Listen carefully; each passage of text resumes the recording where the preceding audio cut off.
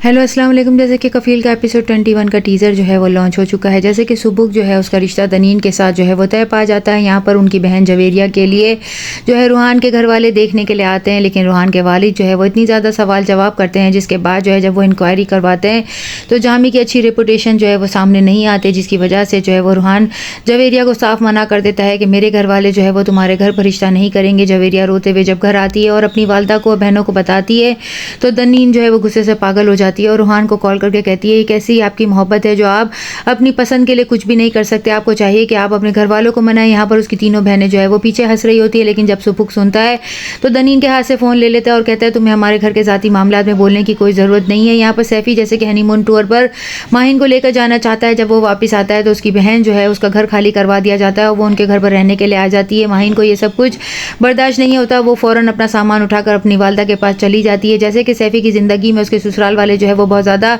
चीज़ों को कंट्रोल करने की कोशिश कर रहे हैं, जिस पर जो है सैफ़ी जो है वो बहुत बुरा मानता है। वो अपनी बीवी को हैंडल करना चाहता है, लेकिन वो यही बात कहती है कि मैं अपने घर वालों को जो है नहीं छोड़ सकती, और वो बार बार उनके घर रुकने के लिए जाती है। रिश्ता जो है वो रूहान के साथ नहीं होता, जिस पर ज़ेबा जो है वो अपने शौहर को कहती है सब कुछ आपकी वजह से हुआ है, आपने अपनी औलाद के लिए अपनी बेटियों के लिए कुछ नहीं किया, जिसकी वजह से आज इनका रिश्ता नहीं हो पाया। तो वो उल्टा जो है वो ज़ेबा को और उन्हीं को लान तैन करते हुए कहता है कि तुम लोगों के अरमान और तुम लोगों की ख्वाहिशात इतनी ऊंची है जिसकी वजह से तुम लोगों के हिसाब से रिश्ते जोड़ नहीं बन पा रहे और तुम मुझ पर इल्ज़ाम लगा रही हो। यहाँ पर जवेरिया जो है वो बहुत रोने लगती है। उसका सारा जेवर जो है वो एकदम से गायब हो जाता है क्योंकि उसे कुछ पैसों की ज़रूरत होती है। वो अपनी वालदा को पूछती है कि क्या मेरा कोई जेवर आपके पास है, जिस पर वो कहती है नहीं, तुम अपना सारा जेवर ले जा चुकी हो। जब वो सुबुक को पूछती है तो सुबुक कहता है घर में और कौन है, मुझे तो सिर्फ पापा पर ही शक है, वही ये सब कुछ हरकत कर सकते हैं और आपके इल्म में भी नहीं है। उसने जो है वो मेरे पर्स में से भी 4 से 5 दफ़ा पैसे चुराए हैं और छोटी बहन का नाम लेता है कि तानिया के पर्स में से भी उसने पैसे चुराए हैं। जब वो जामी को पूछती है तो जामी उसको गर्दन से पकड़कर जो है वो दीवार की तरफ कर देता है और कहता है आइंदा अगर कभी तुमने मुझ पर इल्ज़ाम लगाया तो यहीं ज़मीन पर तुम्हें गाड़ दूंगा।